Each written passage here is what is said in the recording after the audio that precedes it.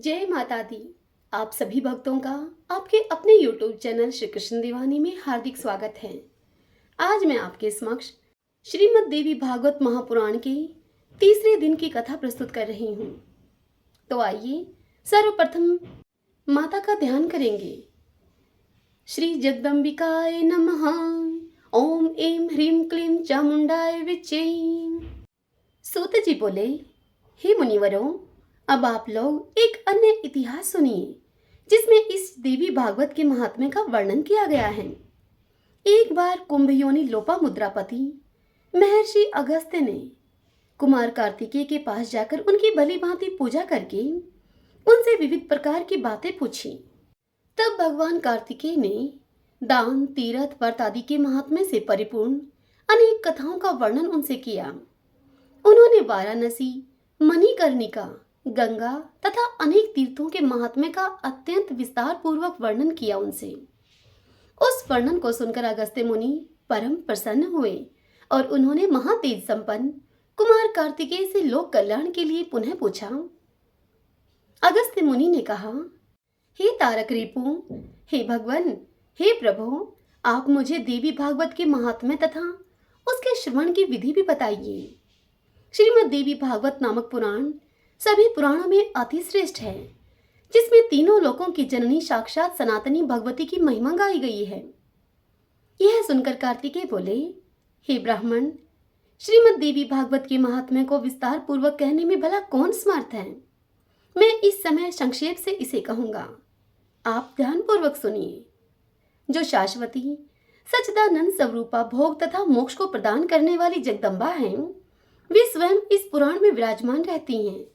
अतएव हे मुने, यह श्रीमद् देवी भागवत उन जगदम्बिका की वांग्मय मूर्ति है, जिसके पठन एवं श्रवण से इस लोक में कुछ भी दुर्लभ नहीं है। विवस्वान के एक पुत्र हुए, जो कि श्राद्ध देव नाम से प्रसिद्ध थे। संतान रहित होने के कारण उन राजा श्राद्ध देव ने वशिष्ठ मुनि की अनुमति से पुत्रेष्टि यज्ञ किया। तत्पश्चात मनु श्राद्ध देव की भार्या श्रद्धा ने यज्ञ के होता से प्रार्थना की और कहा कि हे ब्राह्मण, आप कोई ऐसा उपाय करें जिससे कि मुझे कन्या की प्राप्ति हो। अतः होता ने मन में कन्या प्राप्ति का संकल्प करते हुए आहुति डाली और उसके विपरीत भाव के फल स्वरूप एक कन्या उत्पन्न हुई, जिसका नाम इला रखा गया। इसके बाद पुत्री को देखकर उदास मन वाले राजा श्राद्ध देव ने गुरु वशिष्ठ से कहा कि हे प्रभु, पुत्र प्राप्ति के आपके संकल्प के विपरीत यह कन्या कैसे उत्पन्न हो गई। यह सुनकर महर्षि वशिष्ठ ने ध्यान लगाया। इससे होता का व्यतिक्रम जानकर वे इला को पुत्र बनाने की कामना से ईश्वर की शरण में गए। मुनि के तप प्रभाव और भगवान की कृपा से सभी लोगों के देखते ही देखते इला नाम की उस कन्या से वह कन्या पुरुष रूप में परिवर्तित हो गई। इसके बाद गुरु वशिष्ठ ने पूर्ण रूप से संस्कार करके उसका नाम सुधमन रखा। वे मनुपुत्र सुधमन सभी नदियों के निधानभूत सागर की भांति सभी विद्याओं के निधान हो गए।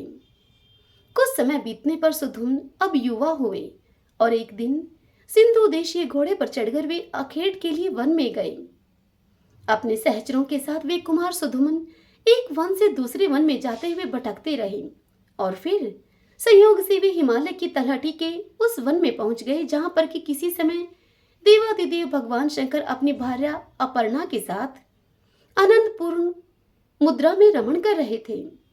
उसी समय भगवान शंकर के दर्शन की अभिलाषा से मुनिगण वहां पर गए और उन मुनिगणों को देखकर पार्वती जी लज्जित हो गई। तब शिव एवं पार्वती को रमण करते हुए देखकर उत्तम व्रत को धारण करने वाले वे मुनिगण वहां से लौटकर बैकुंठ धाम की ओर चल दिए। तदंतर अपनी प्रियतमा को प्रसन्न करने के लिए भगवान ने उस अरण्य को श्राप दे दिया कि आज से भी जो पुरुष यहां पर प्रवेश करेगा वह स्त्री हो जाएगा।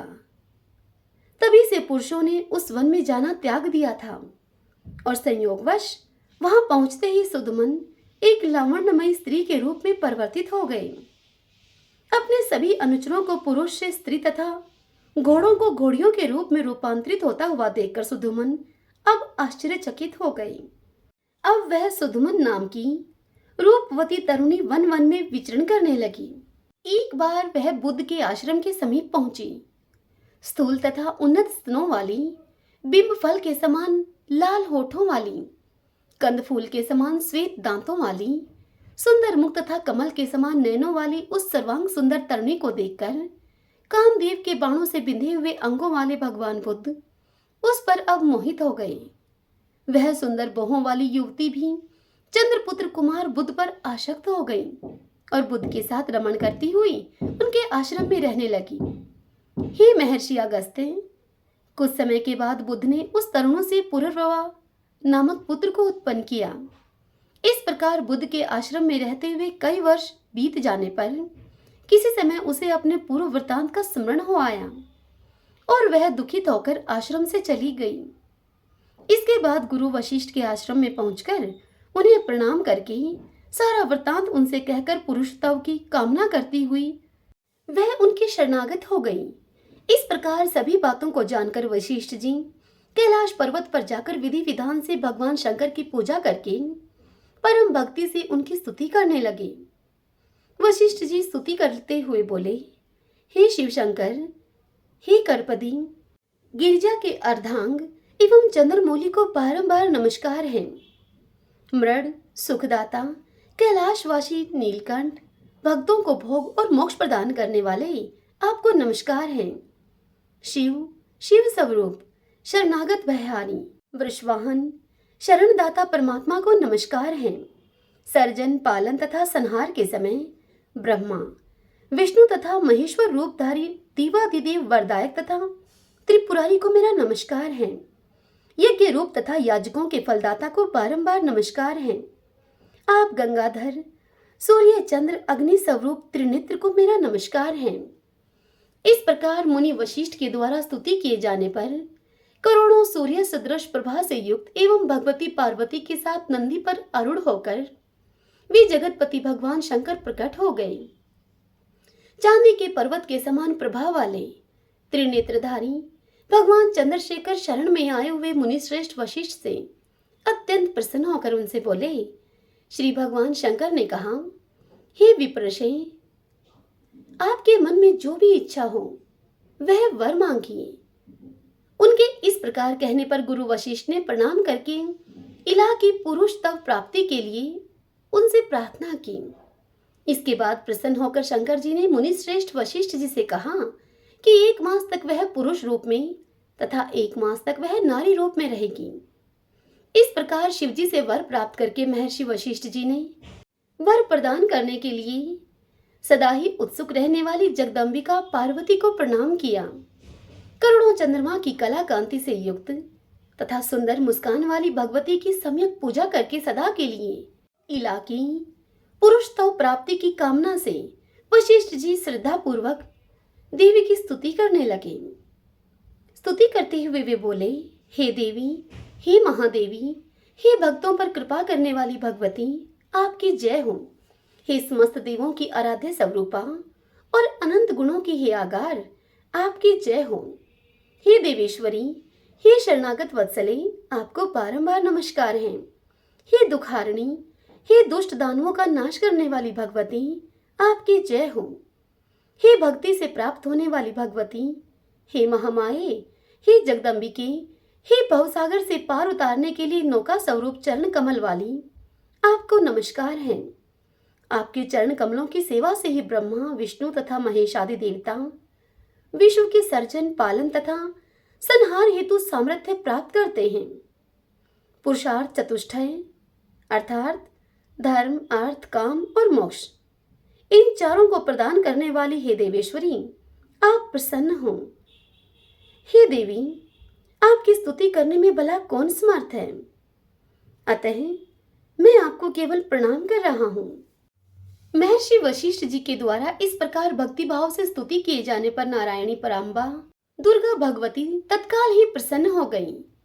तदंतर भक्त जनों का दुख दूर करने वाली महादेवी ने मुनि वशिष्ठ जी से कहा कि हे मुनि श्रेष्ठ, आप सुधुमन के घर जाकर भक्ति पूर्वक मेरी पूजा करें। हे द्विश्रेष्ठ, सुदमन को 9 दिनों में मुझे प्रसन्नता प्रदान करने वाले श्रीमद् देवी भागवत पुराण का प्रेम पूर्वक श्रवण कराइए। उसके श्रवण मात्र से उसे सर्वदा के लिए पुरुषत्व की प्राप्ति हो जाएगी। ऐसा कहकर भगवती पार्वती तथा भगवान शंकर अंतर्ध्यान हो गए। इसके बाद वशिष्ठ जी उस दिशा को नमस्कार करके अपने आश्रम को लौट आए और सुदुमन को बुलाकर उन्होंने देवी की आराधना करने के लिए उन्हें आदेश दिया। अश्विन मास के शुक्ल पक्ष में जगदम्बा की विधिवत पूजा करके वशिष्ठ जी ने राजा को नवरात्र विधान के अनुसार श्रीमद् देवी भागवत पुराण सुनाया। इस प्रकार अमृत स्वरूप श्रीमद् देवी भागवत पुराण को भक्ति पूर्वक सुनकर और गुरु वशिष्ठ का पूजन वंदन करके सुदुमन ने सदा के लिए पुरुषत्व प्राप्त कर लिया। महर्षि वशिष्ठ ने सुदुमन का राज्याभिषेक किया और वे प्रजाओं को प्रसन्न रखते हुए धर्म पूर्वक भूमंडल पर शासन करने लगे। सुदुमन ने अत्यंत श्रेष्ठ दक्षिणा वाले भांति भांति के यज्ञ किए और अंत में पुत्रों को राज्य का शासन सौंपकर वे स्वयं देवी लोक को प्राप्त हुए। हे विप्रो, इस प्रकार मैंने आप लोगों को इतिहास सहित देवी महात्म्य बता दिया है। यदि कोई मनुष्य श्रद्धा भक्ति के साथ इसे पढ़ता अथवा सुनता है तो वह देवी की कृपा से इस लोक में संपूर्ण कामनाओं की प्राप्ति करके अंत में देवी के परम सत्य स्वरूप सालोक्य को प्राप्त कर लेता है। ओम नमः चंडिकाय। ऋषियों को इतनी कथा सुनाकर सूत जी उनसे आगे बोले कि हे ऋषियों, इस अलौकिक एवं विचित्र कथा को सुनकर पुनः सुनने की इच्छा वाले अगस्त जी ने बड़ी ही विनम्रता पूर्वक भगवान कार्तिकेय से कहा। अगस्त जी कार्तिकेय से बोले कि हे देव सेनापति, हे देव, मैंने यह विचित्र कथा सुन ली। अब आप श्रीमद् देवी भागवत का दूसरा महात्म्य मुझे बताइए। तब कार्तिकेय जी अगस्त्य मुनि से बोले कि हे मित्रा वरुण से प्रकट होने वाले मुनि, अब आप यह कथा सुने जिसके एक अंश में भागवत की महिमा कही गई हो, धर्म का विशद वर्णन किया गया हो और गायत्री का प्रसंग प्रारंभ करके उसकी महिमा दर्शाई गई हो। उसे भागवत के रूप में जाना जाता है। यह पुराण देवी भगवती के महात्म्य से परिपूर्ण होने के कारण देवी भागवत कहा जाता है। वे परा भगवती, ब्रह्मा, विष्णु और महेश की आराध्या हैं। ऋत्वाक नाम से विख्यात एक महान बुद्धि संपन्न मुनि थे। रेवती नक्षत्र के अंतिम भाग गंडात योग में उनके यहाँ समय अनुसार एक पुत्र उत्पन्न हुआ। उन्होंने उस पुत्र की जातकर्म आदि क्रियाएं तथा चूड़ाकरण एवं उपनयन आदि संस्कार भी विधि पूर्वक संपन्न कर दिए। महात्मा ऋत्वाक के यहाँ जब से वह पुत्र उत्पन्न हुआ, उसी समय से वे शोक और रोग से ग्रस्त रहने लगे और क्रोध एवं लोभ ने उन्हें घेर लिया। उस बालक की माता भी अनेक रोगों से ग्रसित होकर नित्य शोकाकुल और अति ही दुखी रहने लगी। मुनि ऋत्वाक अत्यंत दुखी और चिंतित होकर सोचने लगे कि ऐसा क्या कारण है कि मेरे यह अत्यंत दुर्मति पुत्र उत्पन्न हुआ है। तरुण अवस्था को प्राप्त होने पर उसने किसी मुनि पुत्र की पत्नी का बलपूर्वक हरण कर लिया। वह दुर्बुद्धि अपने माता पिता की शिक्षाओं पर कभी भी ध्यान नहीं देता था। तदंतर अत्यंत दुखित मन वाले ऋत्वाक ने यह कहा कि मनुष्यों के लिए पुत्रहीन रह जाना अच्छा है, किंतु कुपुत्र की प्राप्ति कभी भी ठीक नहीं है। कुपुत्र स्वर्ग में गए हुए पितरों को भी नरक में गिरा देता है। वह जब तक जीवित रहता है तब तक माता पिता को केवल कष्ट ही देता रहता है। अतएव माता पिता को कष्ट पहुंचाने वाले पापी कुपुत्र के जन्म को धिक्कार है। ऐसा पुत्र मित्रों का न तो उपकार कर सकता है और न ही शत्रुओं का अपकार करता है। संसार में वे मानव धन्य हैं जिनके घर में परोपकार परायण तथा माता पिता को सुख देने वाला पुत्र हुआ करता है। कुपुत्र से कुल नष्ट हो जाता है, कुपुत्र से यश नष्ट होता है और कुपुत्र से लौकिक तथा पारलौकिक दोनों जगत में दुख तथा नारकी यातनाएं भोगनी पड़ती हैं। कुपुत्र से वंश नष्ट हो जाता है, दुष्ट पत्नी से जीवन नष्ट हो जाता है, विकृत भोजन से दिन व्यर्थ चला जाता है और दुरात्मा मित्र से सुख कहां से मिल सकता है। इतनी बात बताकर कार्तिकेय जी अगस्त्य मुनि से आगे बोले। वे बोले कि हे अगस्त्य जी, अपने दुष्ट पुत्र के दुराचरणों से निरंतर संतप्त रहते हुए मुनि ऋत्वाक ने किसी दिन गर्ग ऋषि के पास जाकर पूछा। ऋत्वाक बोले, हे गर्ग ऋषि, हे भगवान, हे ज्योतिष शास्त्र के आचार्य, मैं आपसे अपने पुत्र की दोषशीलता का कारण पूछना चाहता हूँ। हे प्रभु, आप उस कारण को बताइए। गुरु की निरंतर सेवा करते हुए मैंने विधि पूर्वक वेदा अध्ययन किया और ब्रह्मचार्य व्रत पूर्ण करके विधि विधान के साथ मैंने विवाह किया। अपनी भार्या के साथ मैंने गृहस्थ धर्म का सदैव यथोचित पालन किया है और विधि पूर्वक पंचयज्ञ का अनुष्ठान किया। हे विप्र, नरक प्राप्ति के भय से बचने के लिए पुत्र प्राप्त करने की कामना से मैंने विधिवत गर्भाधान किया था, न कि वासनात्मक सुख प्राप्ति की इच्छा से। हे मुने, दुखदायी माता पिता के प्रति उद्दंड तथा बंधु बांधवों को पीड़ा पहुंचाने वाला यह पुत्र मेरे दोष से अथवा अपनी माता के दोष से उत्पन्न हुआ। यह किसकी दोष से उत्पन्न हुआ है, आप यह बतलाइए। तब ज्योतिष शास्त्र के ज्ञाता गर्गाचार्य ने मुनि ऋत्वाक का यह वचन सुनकर सभी कारणों पर सम्यक रूप से विचार करके उनसे कहा। गर्ग आचार्य जी बोले, हे ऋत्वाक, हे मुने, इसमें न तो आपका दोष है, न बालक की माता का दोष है और न तो आपके कुल का दोष है। रेवती नक्षत्र का अंतिम भाग घंटांत योग ही इस बालक की दुर्नीति का कारण है। हे मुने, अशुभ वेला में आपके पुत्र का जन्म हुआ है, इसी कारण यह आपको दुख दे रहा है। इसमें लेश मात्र भी अन्य कोई कारण नहीं है। अतः हे ब्राह्मण, इस दुख के शमन के लिए आप प्रयत्न पूर्वक समस्त दुर्गतियों का विनाश करने वाली कल्याणी जगदम्बा दुर्गा की आराधना कीजिए। गर्गाचार्य जी का यह वचन सुनकर ऋत्वाक मुनि अब क्रोध से मूर्छित हो गए और उन्होंने रेवती को श्राप दे दिया कि वह आकाश से नीचे गिर जाए। ऋत्वाक के श्राप देते ही चमकता हुआ रेवती नक्षत्र सभी लोगों के देखते ही देखते आकाश से कुमुद पर्वत पर जा गिरा। वह कुमुद पर्वत रेवती के गिरने के कारण रैवत तक नाम से प्रसिद्ध हुआ और उसी समय से वह अत्यंत रमणीक हो गया। रेवती को श्राप देकर मुनि ऋत्वाक ने महर्षि गर्ग के द्वारा बताए गए विधान के अनुसार देवी भगवती की सम्यक आराधना करके सुख और सौभाग्य को प्राप्त किया। कार्तिकेय जी इस कथा को सुनाते हुए अगस्त्य जी से आगे कहते हैं कि हे अगस्त्य जी, उस रेवती नक्षत्र के महान तेज से एक कन्या उत्पन्न हुई, जो कि अनुपम रूपवती होने के कारण लोक में दूसरी लक्ष्मी की भांति प्रतीत हो रही थी।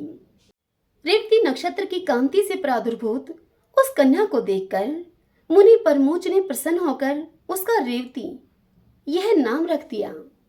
तदंतर ब्रह्मा ऋषि परमोच उसे कुमुदाचल पर स्थित अपने आश्रम में लेकर गए और पुत्री की भांति उसका धर्म पूर्वक लालन पोषण करने लगे। समय पाकर यौवन को प्राप्त उस रूपवती कन्या को देखकर मुनि ने विचार किया कि इस कन्या के योग्य वर कौन होगा। बहुत अन्वेषण के बाद भी जब मुनि को उसके योग्य कोई वर नहीं मिला, तब वे अग्निशाला में प्रवेश करके अग्निदेव की स्तुति करने लगे। परमोच ऋषि के स्तुति गान से प्रसन्न होकर अग्निदेव ने कन्या के योग्य वर का संकेत करते हुए उनसे कहा कि हे मुनि, इस कन्या के पति धर्मपरायण, बलशाली, वीर, प्रिय भाषण करने वाले और अपराजय राजा दुर्दम होंगे। तब अग्निदेव के इस वचन को सुनकर मुनि अत्यंत ही प्रसन्न हुए। संयोग से उसी समय आखेट के बहाने दुर्दम नामक प्रतिभाशाली राजा मुनि परमोच के आश्रम में आ गए। बलवान तथा अप्रतिम ओज से संपन्न वे प्रियव्रत के वंशज राजा दुर्दम विक्रमशील के पुत्र थे और कालंदी के गर्भ से उत्पन्न हुए थे। मुनि के आश्रम में प्रवेश करके और उन्हें वहां न देखकर राजा दुर्दम ने परमोच ऋषि की उस कन्या रेवती को प्रिय इस शब्द से संबोधित करके उससे पूछा। राजा उससे बोले कि हे प्रिय, महर्षि भगवान परमोच इस आश्रम से कहाँ गए हुए हैं? हे कल्याणी, मुझे तुम सच सच बताओ, मैं उनके चरणों का दर्शन करना चाहता हूँ। तब वह कन्या बोली कि हे महाराज, महामुनि अग्निशाला में गए हुए हैं। राजा भी यह वचन सुनकर शीघ्रतापूर्वक आश्रम से बाहर निकल आए। इसके बाद परमोच मुनि ने राज लक्षण संपन्न एवं विनयावनत राजा दुर्धम को अग्निशाला के द्वार पर स्थित देखा। मुनि को देखकर राजा ने उनको प्रणाम किया और तदंतर मुनि परमोज ने शिष्य से कहा कि हे गौतम, ये राजा अर्घ्य पाने के योग्य हैं, अतः शीघ्र ही तुम इनके लिए अर्घ्य लेकर आओ। बहुत दिन के बाद ये पधारे हुए हैं और विशेष रूप से ये हमारे जमाता हैं। ऐसा कहकर मुनि ने राजा को अर्घ्य प्रदान किया और राजा ने भी विचार करते हुए उस अर्घ्य को ग्रहण किया। तत्पश्चात राजा के अर्घ्य ग्रहण करके आसन पर बैठ जाने के बाद मुनि परमोच ने उन्हें आशीर्वाद के वचनों से अभिनंदित करके उनका कुशल क्षेम पूछा और कहा उनसे कि हे राजन, आप स्वस्थ तो हैं? आपकी सेना, कोष, बंधु बांधव, सेवक गण, सचिव, नगर, देश आदि की सर्वविध कुशल तो है ना? हे नरेश, आपकी भार्या तो यही विद्यमान है और वह सुकुशल है, अतएव मैं उसकी कुशलता नहीं पूछूंगा। आप अपनी अन्य स्त्रियों का कुशल क्षेम बतलाइए। तब राजा बोले कि हे भगवान, आपके कृपा प्रभाव से मेरी सर्वविध कुशलता है। हे ब्राह्मण, अब मेरी यह जिज्ञासा है कि मेरी कौन सी भार्या यहाँ है। तब यह सुनकर ऋषि बोले कि हे पृथ्वीपते, संसार में अप्रतिम लावण्य से संपन्न रेवती नाम की आपकी यह पत्नी यहाँ ही रहती है, क्या आप उसे नहीं जानते? यह सुनकर राजा बोले, हे प्रभु, सुभद्रा आदि मेरी पत्नियां तो घर पर ही हैं। हे भगवान, मैं तो केवल उन्हें ही जानता हूँ, मैं रेवती को तो नहीं जानता हूँ। तब ऋषि बोले, हे महामते, हे राजन, इसी समय प्रिय के संबोधन से आपने जिससे पूछा था, अपने उस योग्यतम प्रिया को आपने क्षण भर में ही भुला दिया। यह सुनकर राजा बोले कि हे मुनि, आपने जो कहा वह असत्य नहीं है, किंतु मैंने तो सामान्य रूप से ऐसा कह दिया था, इसमें मेरा कोई दूषित भाव नहीं था, अतः आप मेरे ऊपर क्रोध न करें। तब ऋषि बोले कि हे राजन, आपका भाव दूषित नहीं था, अपितु आपने सत्य ही कहा था। अग्निदेव के द्वारा प्रेरित किए जाने पर ही आपने ऐसा कहा था। इसका पति कौन होगा, ऐसा मेरे द्वारा आज अग्निदेव से पूछे जाने पर उन्होंने कहा था कि इसके पति निश्चित रूप से राजा दुर्धम ही होंगे। हे महीपते, अतः मेरे द्वारा प्रदत्त इस कन्या को आप स्वीकार कीजिए। आप इसे प्रिय ऐसा संबोधित भी कर चुके हैं, अतएव अब शंका रहित होकर आप किसी अन्य विचार में न पड़ें। मुनि का यह वचन सुनकर राजा दुर्धम चिंतन करते हुए चुप हो गए और मुनि उनके वैवाहिक अनुष्ठान की तैयारी में जुट गए। इसके बाद विवाह कार्य के लिए मुनि को तत्पर देखकर रेवती ने उनसे कहा कि हे तात, आप मेरा विवाह रेवती नक्षत्र में ही संपन्न कराएं। तब ऋषि बोले कि हे वत्से, विवाह के योग्य अन्य बहुत से नक्षत्र हैं, रेवती नक्षत्र में विवाह कैसे होगा, क्योंकि रेवती तो आकाश में स्थित है ही नहीं। तब वह कन्या बोली, रेवती नक्षत्र के अतिरिक्त अन्य कोई भी नक्षत्र मेरे विवाह के लिए उचित नहीं है, अतः मैं आपसे प्रार्थना करती हूँ कि आप मेरा विवाह रेवती नक्षत्र में ही करें। यह सुनकर ऋषि बोले कि पूर्व काल में ही मुनि ऋत्वाक ने रेवती नक्षत्र को पृथ्वी पर गिरा दिया था। इस प्रकार अन्य नक्षत्र में यदि तुम्हारी श्रद्धा नहीं है, तब तुम्हारा विवाह भला कैसे होगा। यह सुनकर वह कन्या बोली कि हे तात, क्या केवल एक ऋत्वाक ने ही तपश्चर्या की है? क्या आपने मन वचन कर्म से ऐसी कोई तपह साधना नहीं की है? हे पिताजी, मैं आपके तपोबल को जानती हूँ।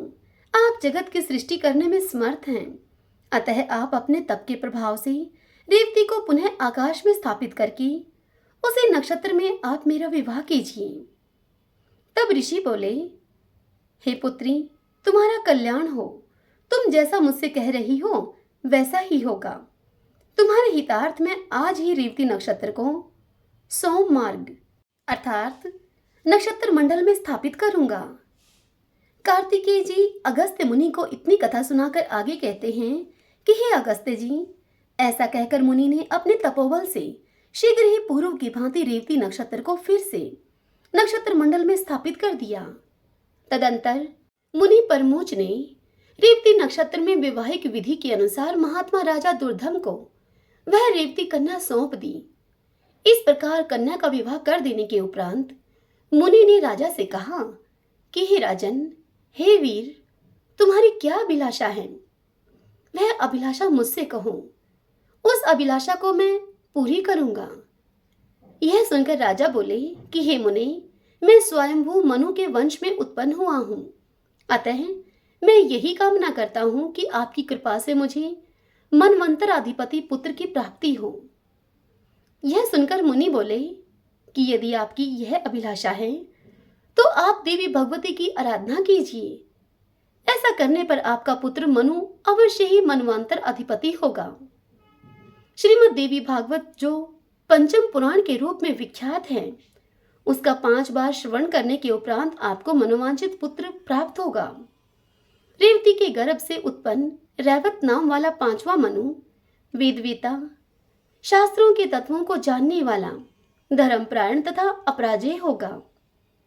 मुनि परमोच के इस प्रकार से कहने पर प्रसन्न होकर प्रतिभा संपन्न राजा दुर्धम ने मुनि को प्रणाम किया और वे भार्या रेवती के साथ अपने नगर को चले गए। महामती राजा दुर्दम ने अपने पिता पितामह से प्राप्त राज्य पर शासन किया और उस धर्मात्मा ने औरस पुत्रों की भांति अपनी प्रजाओं का पालन किया। एक बार उनके यहाँ महात्मा लोमस ऋषि पधारे। राजा दुर्दम ने उनको प्रणाम किया और उनका विधिवत पूजन करके दोनों हाथ जोड़कर उनसे कहा। राजा बोले, हे भगवान, हे मुनि, यदि आप कृपा करें तो मैं आपसे पुत्र प्राप्ति की कामना से देवी भागवत नामक पुराण सुनना चाहता हूं। राजा की इस बात को, इस वचन को सुनकर लोमस मुनि प्रसन्न हो गए और वे बोले कि हे राजन, आप तो धन्य हैं, क्योंकि तीनों लोकों की जननी देवी भगवती में आपकी ऐसी भक्ति हो गई है। देव, दानव तथा मानव की आराध्या परा भगवती जगदम्बा में यदि आपकी भक्ति उत्पन्न हुई है तो आपकी कार्य सिद्धि अवश्य होगी। इसलिए हे राजन, मैं आपको श्रीमद् देवी भागवत सुनाऊंगा, जिसके सुनने मात्र से कुछ भी दुष्प्राप्य नहीं रह जाता। हे ब्राह्मण, ऐसा कहकर मुनि ने किसी शुभ दिन में कथा का आरंभ किया। अपनी पत्नी के साथ राजा ने 5 बार श्रीमद् देवी भागवत पुराण का विधिवत श्रवण किया। कथा समाप्ति के दिन धर्मनिष्ठ राजा दुर्धम ने अत्यंत प्रसन्नता पूर्वक श्रीमद् देवी भागवत पुराण तथा लोमश मुनि की पूजा की। राजा ने निर्वाण मंत्र से हवन करके कुमारी कन्याओं को भोजन कराया और सपत्नीक ब्राह्मणों को प्रभूत दक्षिणा दान के द्वारा संतुष्ट किया। कुछ समय बीत जाने पर भगवती की कृपा से उस रानी रेवती ने लोक कल्याणकारी गर्भ धारण किया।